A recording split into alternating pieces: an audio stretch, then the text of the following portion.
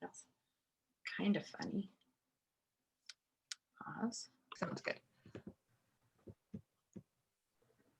Okay, so I thought we could open up this morning. We're going to talk about a little bit of classroom management stuff. So the first thing that I wanted to talk about is Miss Laws is looking for permission to use some of the photos that you guys shared in your About Me slides. She's not going to share them with anybody outside of the class, but she might use them at different points throughout the year. So if you have any issues with her using those, make sure you send her an email to let her know. If you don't send her an email, we're going to assume that it's okay if we share some of those photos with other people in the class or use them for various things. So just keep that in mind. The next thing is we wanted to give you guys a shout out because you did some great work on Dreambox this week.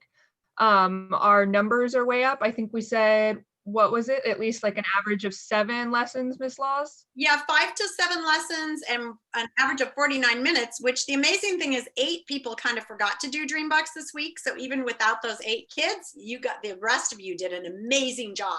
And just think if we can get everybody doing it. Perfect.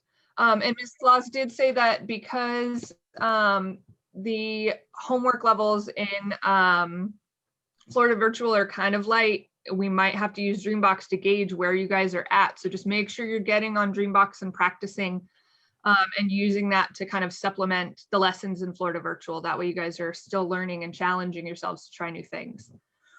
The other thing we wanted to talk about is it looks like some of you came by the school to pick up the book bags that we had made. But it looks like there was a little bit of an issue with that. And even though they were organized and set up with your guys' names on them and, you know, with books that were geared towards you, it looks like when they got passed out, the person that was doing that might not have been paying attention to the names on the bags. So we might have to do a little bit of switcheroo to make sure that everyone gets the right books. So Miss Laws, is there something that you wanted to have them? These kids, you guys didn't pick up your books yet, or at least I believe you didn't, and your books are at Flex and you can call. I put an email out to your parents with the phone number to call the secretary at Flex and go pick up your books. That would be Alex, Deckard, Raed, Kaylee, and Emma. Gracie, you didn't pick up your books yet, I don't think, but somebody else did. Do you have books, Gracie? Not from the school. I know. So Gracie, the problem is that your book bag was given to Lily. And so Lily, I'm so sorry, but you're going to have to bring those books back. And then Lily's books were given to Adrian. And Adrian, you're going to have to bring those back. And then Adrian's books were given to Vi. And Vi, you're going to have to bring those back. And then Vi, you didn't have books because you're in the OBOB book club. And so you guys are reading OBOB books. So if you're in the OBOB club, you don't need to worry about this unless for some reason your family picked up a book bag. The bags had your names on them. They're written in Sharpie on the outside of the bag. So if you could please check your bags today, and if you have the wrong one, we need them back. Lily? Oh, Miss Laws. Oh, sorry. Lily, go ahead first. Oh, you're muted, Lily. I haven't picked up my books yet, so I think that hers are still at the school. I think somebody came and got them yesterday because I got an email from the secretary saying they gave you Gracie's books, which you're not in the same club, so that's not going to work. So, well, if you don't have them, that's awesome. But if you do have them, they need to come back. Adrienne, go ahead. I heard you talking. So what I was going to say was that yesterday, there was lots of confusion and my parents were like, we were all mixed up and stuff, but I didn't get a plastic bag that my books came in. They just handed me the books and the sheet of paper. That's because the bag said Lily on it. But for some reason, the volunteer thought it was a great idea to take the books out of the bag that said Lily and hand them to you with no bag. And Ms. Laws is a little frustrated in case you can hear it in my voice, but I guess that old saying that if you want something done right, you need to do it yourself. I should have stayed and handed them out myself. And next time I will. It's a bummer. But so Adrienne, we need those back. Those are Lily's and you guys are in different clubs, so it's not gonna work. Yeah. I'll bring you your books as soon as I get them back from Vi, okay? Okay, wait, where are we going to drop those off, the books? Well, you know what? If Vi brings your books in, then I can just exchange them with you at your house. So why don't you just hold on to Okay. them until we get Vi's books back? Okay. Okay. All right, you guys, I'll email your families and talk to them about that, but I just wanted to check with you and have you guys all check. Raise your hand if you do not have a book bag. And I didn't mention your name. So Gracie, I know you don't. Lily, yours are coming back. Okay, looks like we got through that one. Sorry. Okay, go ahead, take over. So I do have a question in the chat about, are there going to be book bags for OBOB books and we're just putting them together still? So the answer is yes. We're ordering the books now at the school. You're not going to get all the OBOB books, but they will be available for checkout. Okay. So I'll let you know when those come in. Good question. Okay, and then I already mentioned Sharon, so that's everything I had on my to-do list. So I was hoping we could open up this morning by doing some more dice breakers. If you guys don't remember, those are the thing we did on the first day where I'll call someone out, we'll roll a dice, and then depending on what number they get, it corresponds to a question that they can answer. So let me get my trusty sticks. Let's see who we got here. Ooh, Subi gets to go first. I'm gonna roll Subi's dice. Subi got a 2. So, all right, Subi, if you were stranded on a desert island, what 3 things would you take with you? I would, since we are on an island, there's water all around us, but it's not drinkable water. So I would bring a water filter, so you can filter the water. And I would bring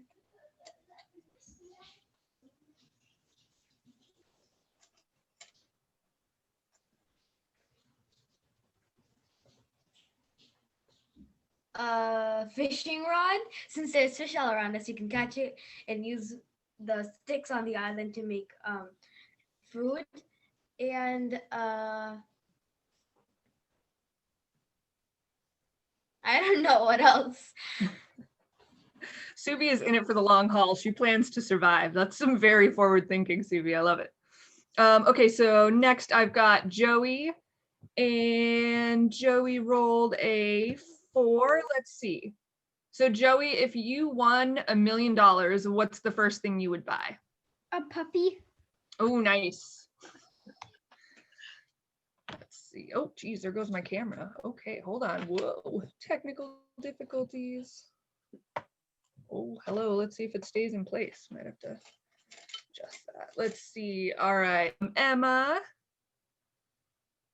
And Emma's got a 6. Let's see. Emma, if you found a magic lamp and had 3 wishes, what would they be? Maybe like for there to be like no sickness for the world, and Oh, that's a great wish. maybe my dog won't die, and I guess world peace too. Man, Emma, whew, my heart. We call altruistic wishes, and that's where people get something and you get very little in return. So those are some awesome selfless wishes on behalf of Emma. Ooh, let's see, Gerard. Let's roll a dice for Gerard. He's got number 1. So if you could go anywhere in the world, Gerard, where would you go?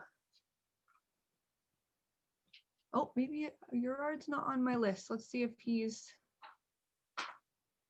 here. Oh, I don't even see Gerard. Do you see Gerard, Miss Laws? I probably don't. His mom got a new night job, and so he's having. Oh, okay. Sorry, I was not looking at both my screens. Okay, so we'll try Nora then. So Nora, if you could go anywhere in the world, where would you go? I would go to Indiana.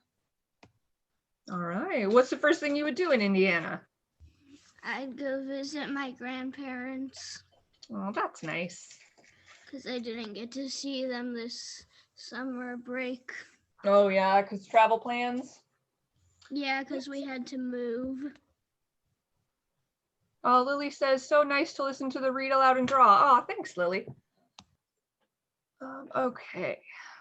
So today we've been working all week long on, well, for the last few weeks, on our personal narratives. And yesterday we kind of jumped into editing our personal narratives, and we put on all those glasses and thought about all the different ways that we can look at our narrative and edit it so that it makes sense, and is going to talk about paragraphing. We kind of mentioned it briefly yesterday. So today we're going to jump into it a little bit more. Let's see. So yeah, today we're going to talk about paragraphing. And I want you guys to think about some of the books that you've read. Do those books look like one big long chunk of words, or does the author split things up as they tell the story? And why do you guys think they do that? You want to raise your hands? Give me a thought. Go ahead, Clara. Authors separate their stories so that way it makes sense. Like they don't, it's kind of like a run-on sentence. You can't just squeeze everything together. It doesn't make sense to read. You have to separate it out. Otherwise, like it's just a Very good. Yeah, it can be kind of confusing if there's not, chapters to split up really long stories. That's excellent. Anyone else have any ideas or anything they want to add? Ms. Watson, can you adjust your camera a little bit? Oh, I'm sorry. Goodness, it keeps sliding and it's new. I'm playing with a new toy, so it's taking a little bit of practice. There we go. All right. So let's see. So yeah, kind of like Clara said, a paragraph is, oh, I don't know who Brad W is, so you might have to take over that one. Okay, got it. Perfect. Okay, so yeah, so like Clara said, it helps clarify things, it helps things make sense to the reader, it kind of can split up ideas. So paragraphs, the way I like to think about them is they're kind of like a group of friends. All the sentences in a paragraph usually have something in common, something that links them together. So you can use a new paragraph to help your reader keep track of what's happening in the story. You can recognize when something in the story is changed, or when we want the reader to pay special attention to something in our writing. There's a special acronym that I use to remember important times to create a new paragraph in the writing. Have you guys ever heard, does anyone know what an acronym is? Can you maybe raise your hand if you know what I'm talking about? All right, well, I wrote some acronyms on this board right here. If you guys want to, you can try and pin my screen. It might be kind of helpful for this lesson. So if you click the 3 dots over my picture, you can pin my video so it's bigger, and it might make it a little bit easier to see. So can anyone tell me what any of these acronyms mean? Ooh, Joey, what you got? The IDK means I don't know. Very good. I'm gonna write that down. I know all of them. You know all of them? That's good. Yeah, I use them a lot.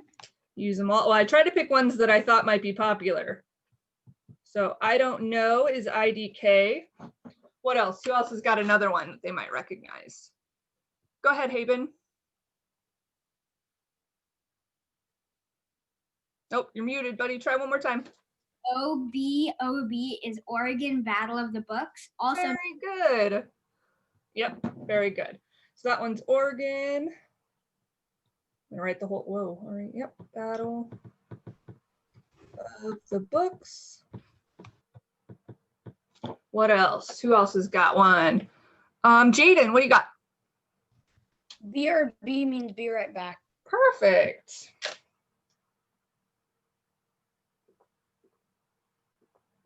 So be right back. I got 2 more down there. What do we got? Go ahead, Nora.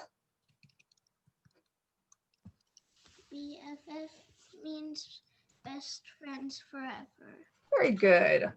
Abby says BRB also stands for Busy Rescuing Batman, which I think is also an acceptable acronym.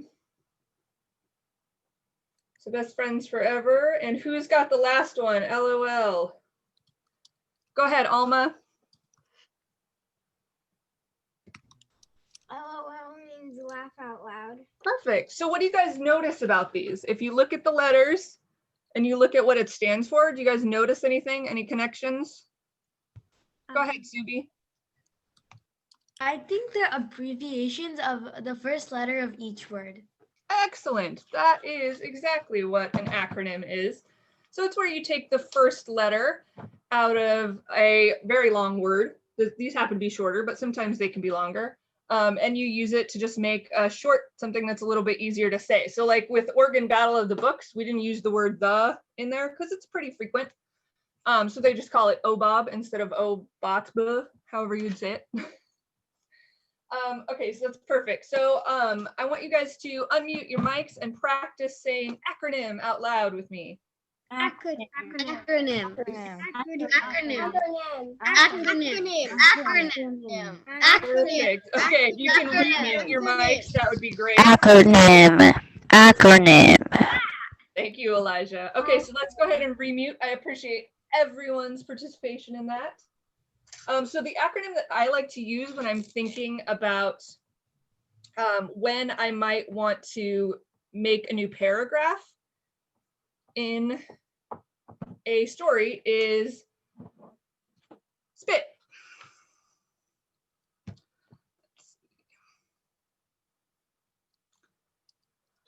Okay, so let's see. So the first letter we have is S. Does anyone maybe want to guess what S might stand for? Like in spelling or stop? Oh, I'm sorry. Can you say it one more time? Spelling or stop? Oh, close. Not quite. Any other guesses?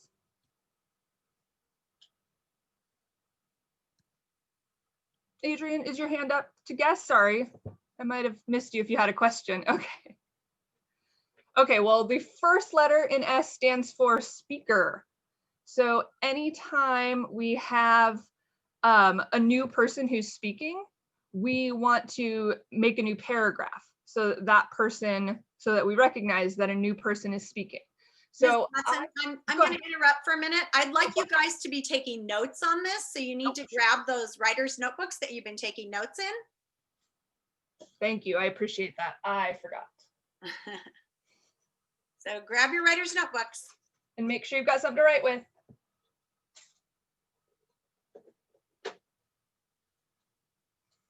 And then once you've got your notebooks and your pens, hold them up to the screen so that I know you're ready to keep going.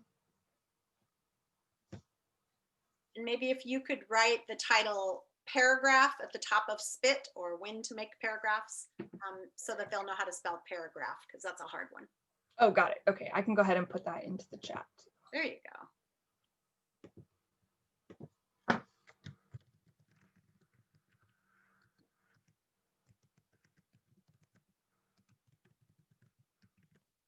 There we go. So you might want to, like Ms. Law said at the top of your page, when to start a new paragraph might be a good title so you remember what you're taking notes on.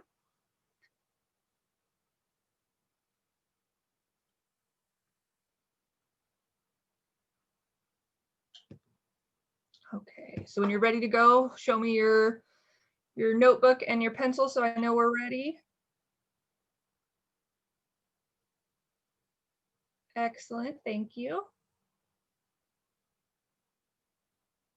Perfect. Okay, we're going to give it 5 more seconds. Then we'll go ahead and keep going.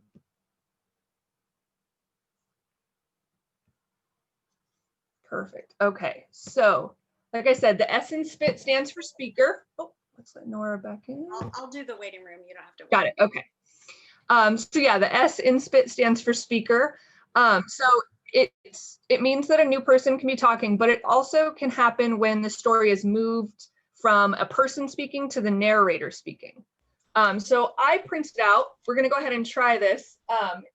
If it's too difficult for you guys to read, I can go ahead and try and share my screen with you guys, but I know sometimes when that happens, people get kicked out. So if we have issues with this, or if you can't read what I'm holding up, just let me know and we'll go ahead and try to switch to a screen share mode.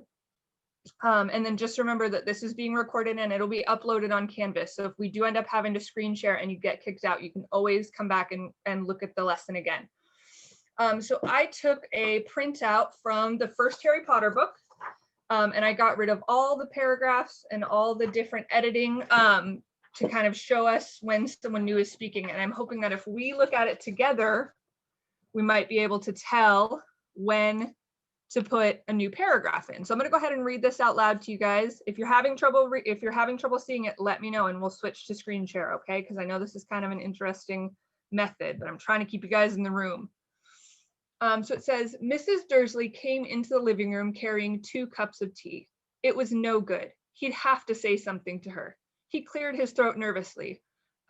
Petunia, dear, you haven't heard from your sister lately, have you? As he had expected, Mrs. Dursley looked shocked and angry. After all, they normally pretended she didn't have a sister. No, she said sharply. Why? Funny stuff on the news, Mr. Dursley mumbled. Owls, shooting stars, and there were a lot of funny-looking people in town. So, snapped Mrs. Dursley. Well, I just thought maybe it was something to do with, her lot. Mrs. Dursley sipped her tea through pursed lips, and Mr. Dursley wondered whether he dared tell her that he'd heard the name Potter. He decided he didn't dare. Instead, he said as casually as he could, their son, he'd be about Dudley's age now, wouldn't he? I suppose so, said Mrs. Dursley stiffly. What's his name again? Howard, isn't it? Harry, nasty common name if you ask me. Oh yes, said Mr. Dursley, his heart sinking horribly. I quite agree. So I'm wondering if you guys can see any examples on the page where a new speaker comes in and we might want to start a new paragraph. So if you see one, can you raise your hand and tell me where it is and we'll mark it on the page?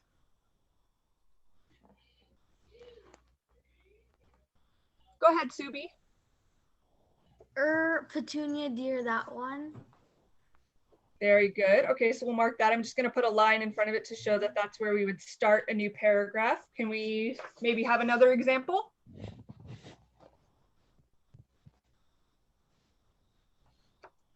Go ahead, Clara. So snapped Mr. Dudley. Perfect. So yeah, right there. So snapped Mrs. Dursley. Where else?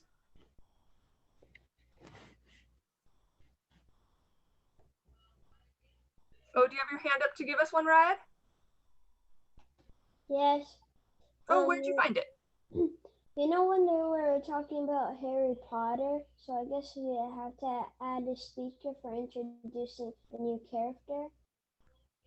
Oh, that's a good place. So let me see if I can find, you say right here where it says Mr. Dursley wondered whether he dared tell her he heard the name Potter. Is that what you're talking about? Yeah. Well, that's a good idea, but I don't think we would need a new paragraph there because he's not actually speaking, he's just thinking right now. But let's see, right down here says there's their son, he'd be about Dudley's age now, wouldn't he? I suppose so, said Mrs. Dursley. So that might be a good place for one where they're talking about Harry there. So we'll put a line there. Where else do we got? We can look at one or two more and then we'll talk about the whole thing.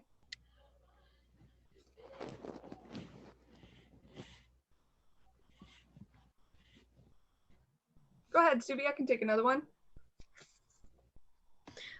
When he said Potter.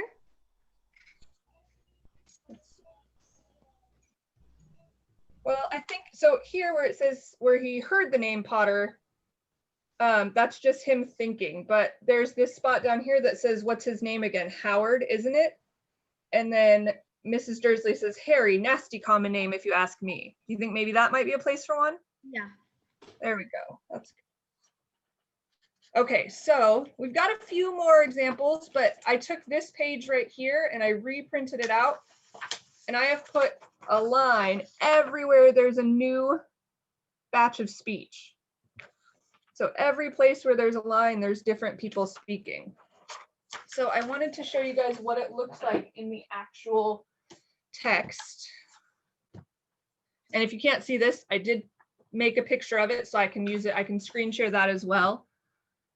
So one thing that is important to note, do you guys see all these different spaces where there's indentations, we call them?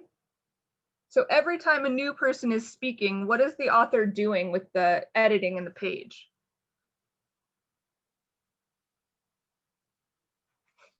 Go ahead, Subi. He's starting a new paragraph. Perfect. And how do you know that? Is there some way you can tell that from looking at the text? Yes, because there's spaces after the end of after the end of the speaker, what they say, and then there's little indent at the beginning of the new paragraph. Perfect, exactly. So every time a new person speaks and we start a new paragraph, the author does what we call indenting. So I use what we call the tab button on my computer. It might be called something different, but I'm pretty sure on almost all laptops it's called the tab button, which is right above the caps locks on the left-hand side of your guys's keyboard. So what that does is it helps make sure that every time you indent to show that someone's speaking, all of those are going to be lined up. So it's not like all in different places on the page. So like all the sentences start right here on the margin, and then every time they indent, it goes to the exact same number of spaces. So every time someone new starts speaking in your guys' story, you're going to want to start a new paragraph and then indent that using the tab button on your keyboard. All right. Thanks for being so patient with that. Okay, so now we've covered our first letter. Does anybody remember? Can someone tell me what the S was for? Tomomi, can you maybe tell me what the S was for? Do you remember what it stands for? Speaker. Perfect. So that's our first letter. Our next two is P and I. Anyone have a guess about maybe what the P and I might stand for? The P might stand for like inner thoughts or something. Maybe. That's a nice guess. But does inner thoughts start with P? No, I mean the I. Oh, very good. My apologies. That's good. Go ahead, Natalie. The P stands for when a new person is introduced. Oh, that's a good guess. I think that might be covered under speaker though. So the P stands for place. And the I, I'm like a little bit nervous. It's making me forget things. Okay, so the P stands for place and the I stands for idea. So anytime that the story has moved to a new place or the narrator presents a new idea, we want to start another paragraph. So I do have another example from our Harry Potter books that we can use to find when the author might start a new paragraph for a place or a new paragraph for an idea.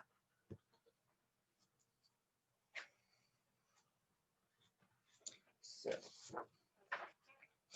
I'm going to go ahead and read this one out loud, and then if you guys can think of a place or an idea in here that means we might need a new paragraph, go ahead and raise your hand and let me know.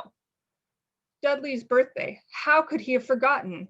Harry got slowly out of bed and started looking for socks. He found a pair under his bed, and after pulling a spider off of one of them, he put them on. Harry was used to spiders because the cupboard under the stairs was full of them, and that was where he slept. When he dressed, he went down to the kitchen. The table was almost hidden beneath all of Dudley's birthday presents. It looked as though Dudley had got the new computer he wanted, not to mention the second television and the racing bike. Exactly why Dudley wanted a racing bike was a mystery to Harry, as Dudley was very fat and hated exercise, unless of course it involved punching somebody. Dudley's favorite punching bag was Harry, but he couldn't often catch him. Harry didn't look it, but he was very fast. Perhaps it had something to do with living in a dark cupboard, but Harry had always been small and skinny for his age. He looked even smaller and skinnier than he really was because all he had to wear were old clothes of Dudley's, and Dudley was about 4 times bigger than he was. All right, so can you guys think of any places or ideas where we might need a new paragraph? Go ahead, Natalie. Maybe when they mentioned Harry's room under the stairs. So at the beginning of the chapter, at the beginning of this paragraph, we're starting out with Harry in his cupboard under the stairs. Where does he go after that? He went to the living room or the kitchen, I can't remember. The kitchen, very good. So you think maybe that might be a place where we would want one since he's gone from one room to a different room? Very good. So we'll go ahead and put a marker there. Let's see if I can find my place. He went down to the kitchen, and then we'd start a new paragraph because now Harry's in the kitchen and he's describing what he's seeing. There's one more place where we might want to start a new paragraph here where there is an idea, where the author or the narrator goes from talking about one subject to talking about a different subject or a different idea. You got a guess, Clara? Maybe when Harry starts thinking about the birthday presents instead of thinking about like spiders. Well, I think that's because this is in the same paragraph or a new paragraph. I think it's okay because we've already separated those thoughts by a new paragraph. Maybe have another guess? I do. Oh, go ahead, Emma. Maybe at the perhaps it had something to do thing. Oh, that's very good. That's excellent. So yeah, right there. So at this point, Harry's talking about Dudley and how Dudley likes to beat him up. And then the narrator goes on to talk about where Harry lives in his dark cupboard and what he looks like. So those are two different thoughts. And the author wants to show us that they're two different thoughts by separating them with a new paragraph, which of course they're going to indent. So we know as we're reading that this is a new paragraph, that something new is happening. If we read a lot and we practice, we eventually learn to recognize that a new paragraph means it's something different for us to focus on. And it helps split our writing up so that it makes a little bit more sense to the reader. All right. So we've looked at speaker, we've looked at place, and we've looked at idea. Our last letter is T. Does anyone have a guess about what the T might stand for? Ooh, Zong, what do you got? I think T stands for thought. Thought? Yes. Well, I think maybe that might be under idea. Can we think of another T word that it might stand for? Go ahead, Clara. Time. Nice, time. That's an excellent. Okay, so our last one stands for time. What's important to recognize with time is that any large chunk of time, so if like a week goes by and the author doesn't want to write about anything that happens in a whole week, then we want to mark that with a new paragraph. You know, in a shorter story, you don't want to make chapters. If you only have a story that's, 2 or 3 pages long, you don't need to make new chapters the way that an author might make new chapters. But using a new paragraph to represent that tells the reader that a certain amount of time has passed and that we've now moved on to new things. So I have one more example from Harry Potter where there are at least 2 times in here where we switch from one time to another, and the author would show us that with a new paragraph. So I'm going to read it out loud, and if you guys have an idea about when those might be, raise your hand and let me know. Just then the doorbell rang. "Oh, good Lord, they're here," said Aunt Petunia frantically, and a moment later, Dudley's best friend, Piers Polkiss, walked in with his mother. Piers was a scrawny boy with a face like a rat. He was usually the one who held people's arms behind their backs while Dudley hit them. Dudley stopped pretending to cry at once. Half an hour later, Harry, who couldn't believe his luck, was sitting in the back of the Dursleys' car with Piers and Dudley on the way to the zoo for the first time in his life. His aunt and uncle hadn't been able to think of anything else to do with him, but before they'd left, Uncle Vernon had taken Harry aside. "I'm warning you," he had said, putting his large purple face right up close to Harry's. "I'm warning you now, boy. Any funny business, anything at all, and you'll be in that cupboard from now until Christmas." So can you guys think of times? Oh, go ahead, Emily. When it said when the doorbell rang, but then it immediately changed to the next thing they know, Harry was in the car with them going to the zoo. Very good. So yeah, it says right here, half an hour later. So the author even tells us how much time has passed. But just to be clear, she's gonna start a new paragraph. That's good. There's one more time. There's one more example of when the story goes through a time change, and it's a little less clear. So I'm wondering if anyone else knows where it might be.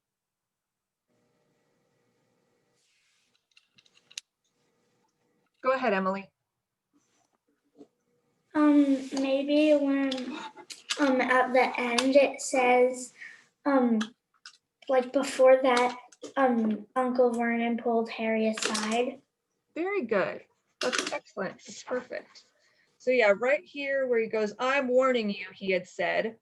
And one way that you can tell that you've gone back in time is that now the author's talking in the past tense. So I'm warning you, he had said, putting his large purple face right up to Harry's. I'm warning you now. So he even the author, she, I'm sorry, I keep saying he, but obviously we know J.K. Rowling is a woman.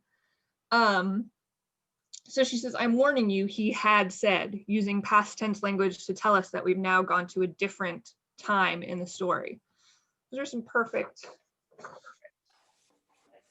All right, so we have filled out all the letters in our acronym. So who can tell me what the S stands for in SPIT? Who remembers? Haven. Speaker. Perfect. What about the P? Natalie. Place. Excellent. How about I? Oh, you guys are moving around. Let's see. Alex. Idea. Excellent. And last one, T. Go ahead, Gagan. Time. Nice. Nice work, guys. I appreciate that. So just double check, make sure you have that written down in your notebooks because it's probably some information that you're going to want later when you're working on your story. Okay. So that was a lot to cover, but I appreciate your guys' attention. So what I want us to do before we kind of split up, we're going to split up into breakout rooms in a little bit and talk about our stories. But what I want you guys to do is stand up and give me a good stretch. So all the way up, high as you can go on your tippy toes. And then all the way down to your toes. See if you can touch the floor. If not, grab your ankles or grab your knees. All the way to the side. All the way to the other side. Nice. Okay, shake it out. Nice work. Let's give ourselves a chance to refocus. So what we're going to do now is I want you guys to make sure that you have access to your story. So if you have it on your computer, make sure you open up the document that you've got it in. If you've got it written down, make sure you've got it in front of you. Jaden says he can't see. All right, so if you know you've got your story in front of you, we're going to go ahead and split into great breakout rooms. And I just want to give you guys a few minutes to talk about what we just went over and maybe collaborate with your partner, ask them for some help on places where you might think about whether or not you need a new paragraph, you know, keeping SPIT in mind. Miss Laws, I honestly have never made breakout rooms before. Can you? So I just did breakout rooms, but I created them bigger. Do you want them in partners with just two? If you don't mind.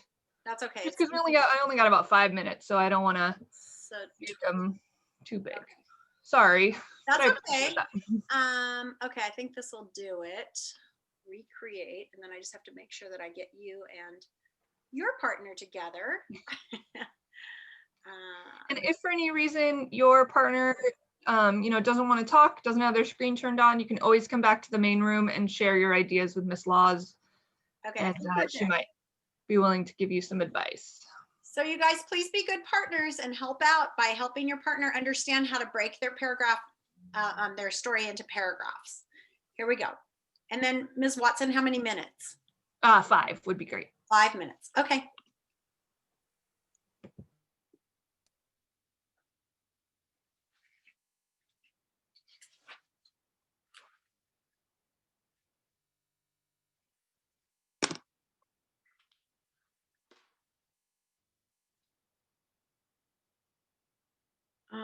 Tyler, did you not get assigned to a room? Nora, you got assigned? Good. Nora, did you get invited? You better go to your room, hun. You didn't get assigned? Okay. Yeah, I didn't. I'm going to move you to room 6. There you go.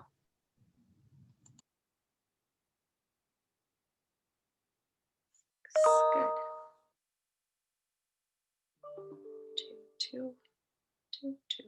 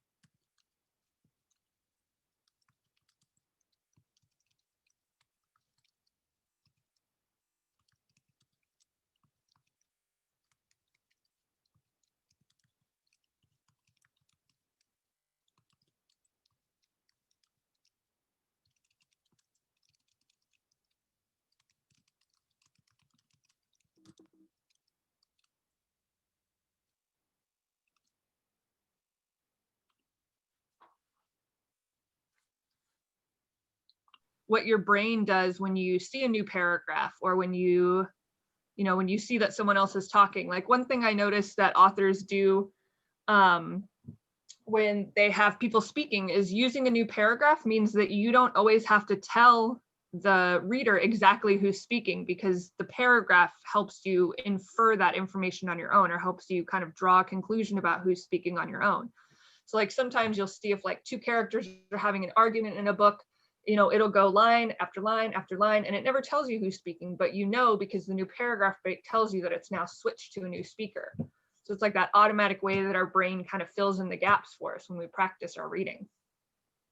So I really want to thank everyone for their participation and hard work today. And I'm looking forward to seeing how you guys use this new information to shape your own stories. I have finally gotten my Beaverton School District email address, which will get me into Canvas.